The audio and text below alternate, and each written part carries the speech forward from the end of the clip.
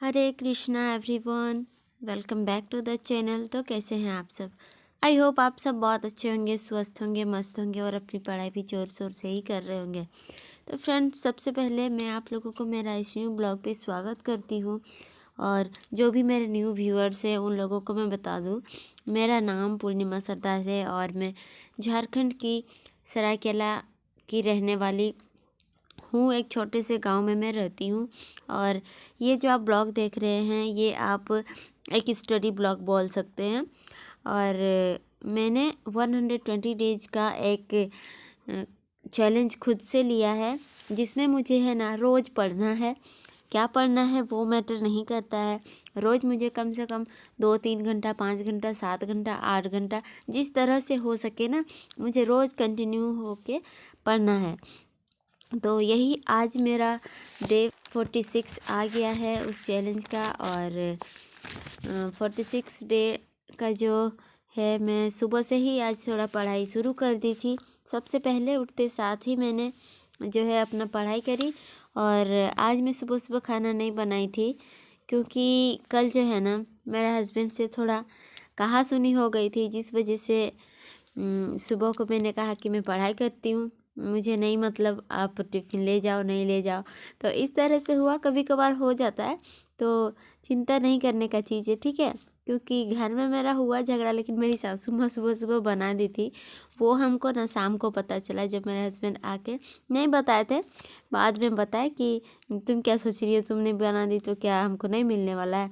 तो मुझे मिला, तो हम बोले चलिए अच्छी बात है। मेरी सासू माँ बना के रख दी थी, तो वो उनको दी थी टिफ़िन में, क्योंकि उन्हें पता, तो मैं 4 बजे से उठ के बकर बकर करने लगी थी। क्योंकि होता है ना। खैर कोई बात नहीं। तो उसके बाद सबसे पहले मैंने अपना पढ़ाई शुरू करा। और पढ़ाई में मैंने किया था जीके से मैं हिस्ट्री का जो है ना चैप्टर्स पढ़ रही थी। और आप लोगों को बता दूं, मैं जीके लुसेंट से ही पढ़ रही हूँ। और सबसे पहले ना, अगर आपके पास टेक्स्ट बुक एप्लीकेशन नहीं है तो आप लोग डाउनलोड कर लीजिएगा। और उसमें हमें ना पास लेना होता है, तो पास खरीद लीजिएगा। और हाँ, अगर आप लोगों को चाहिए तो मैं अपना रेफरल कोड डाल दूँगी डिस्क्रिप्शन में, वहाँ से आप परचेज करेंगे तो थोड़ा डिस्काउंट मिलेगा। थोड़ा क्या, अच्छा ही डिस्काउंट मिल जाता है। तो वही बात है, मैं टेक्स्ट बुक से पहले कुछ क्वेश्चंस प्रैक्टिस करती हूँ, उसके बाद चैप्टर में आती हूँ, ताकि जो इम्पोर्टेंट वर्ड्स हैं ना वो मुझे पता चले और मैं उन सबको हाईलाइट करके रख सकूँ। और बाद में देखेंगे ना तो हमें अच्छे से पता रहेंगे कि ये इम्पोर्टेंट चीज़ है, उन्हें हमें देखते जाना है। तो सारा पढ़ाई हुआ। ईशान के लिए मैंने नाश्ता भी बनाया, आज मैं चीला बनाई थी। तो वही, फिर उसके बाद उसको भैन तक छोड़ने गई, और बाहर का मौसम ना बहुत ज़्यादा ख़राब हो गया था, जिस वजह से मुझे घर का काम करने में भी नहीं मन कर रहा था। इतना ठंडा था, बाबू भी परेशान कर रहा था। फिर आई मैं वही 8 बजे के बाद ही मैंने अपना घर का जो है, बाबू तंग कर रहा था, वो नीचे उतरने का नाम ही नहीं ले रहा था, तो उसके बाद ही मैंने घर का जो गोबर वगैरह का काम है वो किया। और इन सब कामों में थोड़ा सा ज़्यादा टाइम लग जाता है, लेकिन कोई नहीं, काम तो करना ही है, क्योंकि करना तो है, ये तो डेली का काम है। अब जैसे कि हम डेली खाना नहीं भूलते हैं, तो अपना काम भी तो करना ही पड़ेगा ना। इसके लिए तो कोई स्पेशल आएंगे नहीं, और हमारे पास इतना इनकम नहीं है कि हम मेड रख सकें, ठीक है। जब कभी अच्छे खासे हो जाएंगे, मीन्स जॉब वगैरह लग जाएगी, तब कोई बात नहीं, सोच सकते हैं कि हाँ किसी को रख लेंगे, वो काम कर देगी, लेकिन अभी तो नहीं रख सकते ना। तो जितना भी हार्ड वर्क है खुद ही करना पड़ेगा। और फिर मैंने शुरू किया अपना जो है स्टडी, और वे मैंने शुरू कर रही हूँ मैं 11 बज से पार हो गया था। और सबसे पहले मैंने टू डू लिस्ट बनाई, जिसमें हिस्ट्री का मैंने लिखा। तो हिस्ट्री तो मैं सुबह ही करी थी, लेकिन फिर भी लिखने में तो क्या जाता है। फिर उसके बाद कैलकुलेशन किया, और कैलकुलेशन और टू डू लिस्ट बनाने के बाद मैंने सोचा कि अभी धूप दे रहा है, तो वही 1:30 बज गए थे। और कैलकुलेशन और ये में ही 1:30 नहीं बजे थे। और कुछ मैंने फ़ोन से ही जो है अपना पढ़ रही थी, टेक्स्ट बुक से ही जीके का ही। तो ये सारा चीज़ हुआ। उसके बाद मैं करी अपना बर्तन की सफाई, और उस समय मैं दाल चढ़ा दी थी, क्योंकि खाना जैसे आप लोगों को बता दूं मैं नहीं बनाई थी, तो दाल चढ़ा दी थी और खाना काम करते करते चढ़ा दिया था। तो इस तरह से हुआ। और फिर मैंने जो है साग बनाई थी, तो साग वगैरह काटी और सब्जी वगैरह बनने के बाद ईशान भी तब तक आ गया था और उसको भी खिलाई, और उसके बाद फिर जाके मैं पढ़ने बैठी।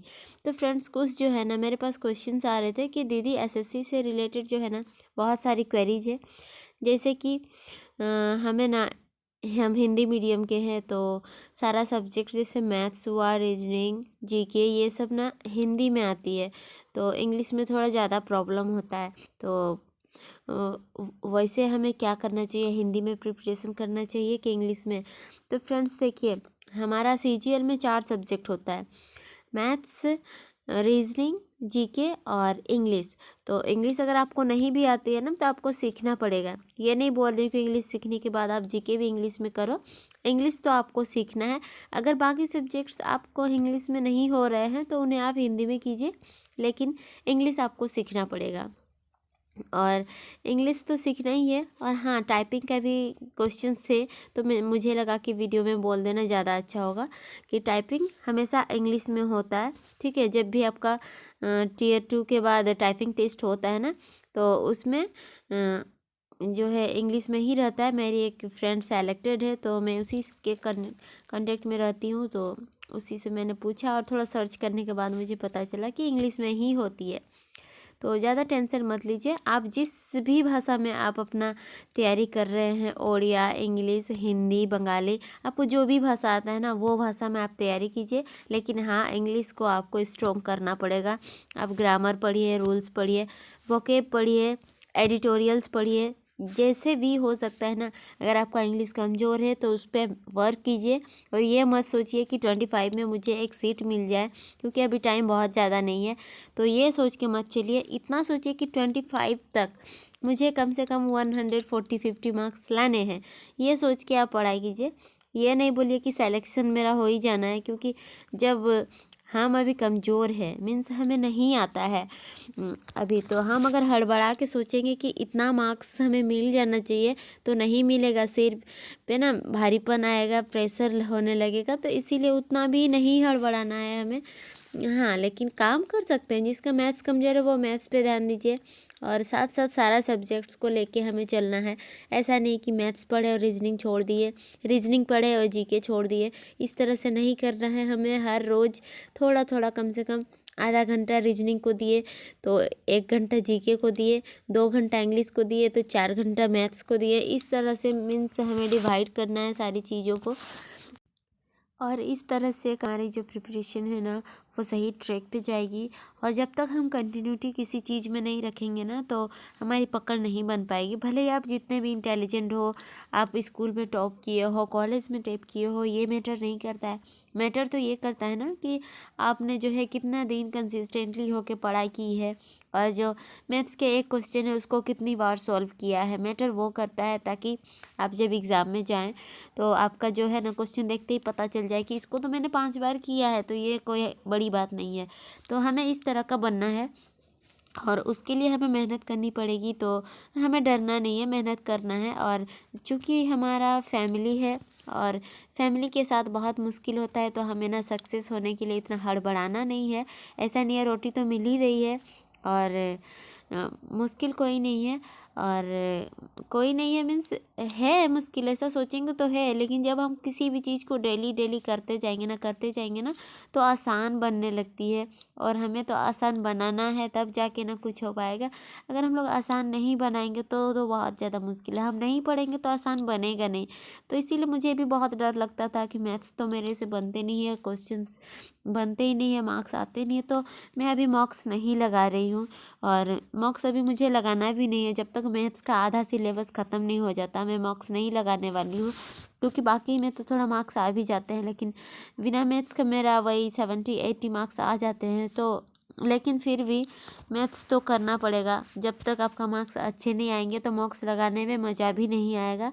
तो इसीलिए पहले अपना वीक पॉइंट्स पे ध्यान दीजिए। अब भले ही एसएससी के या कोई भी कंपटीशन एग्ज़ाम्स की तैयारी कर रहे हो, मैथ्स बहुत बड़ा रोल करता है और एसएससी के एग्ज़ाम्स में इंग्लिश का भी बहुत ज़्यादा रोल है। तो इसीलिए हर जिसका जो भी कमज़ोरी है ना, उस पे ध्यान दीजिए और काम करते रहिए। एक दिन ऐसा ज़रूर आएगा कि सब हमें आसान लगने लगेगा और लगेगा कि ये तो हलवा है, बस थोड़ा सा चढ़ा दो हो गया, इस तरह से हो जाएगा और हमें यही करना है। तो फ्रेंड्स, आज का ब्लॉग ना यहीं तक था। आप लोगों को कैसा लगा आप लोग कमेंट में ज़रूर बताइए और किसी तरह की क्वेरीज है ना तो कमेंट बॉक्स में डालिए, मैं उसका जवाब देने की कोशिश करूँगी।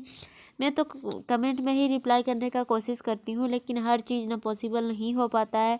तो प्लीज़ आप लोग कमेंट में ज़रूर डालिए और वीडियो को लाइक कीजिए और अपने दोस्तों को, फ्रेंड्स को, अपना फैमिली मेम्बर्स को, सबको शेयर कीजिए और मेरी सपोर्ट करें, क्योंकि मुझे आप लोगों की सपोर्ट की बहुत ज़्यादा ज़रूरत है। आप ही लोग मेरी परिवार हो, मेरा परिवार जितना ज़्यादा बढ़ेगा वो मेरे लिए अच्छा है और मुझे मोटिवेशन भी मिलेगा। आप लोगों के लिए मैं अच्छी अच्छी वीडियोज़ लाते रहूँगी।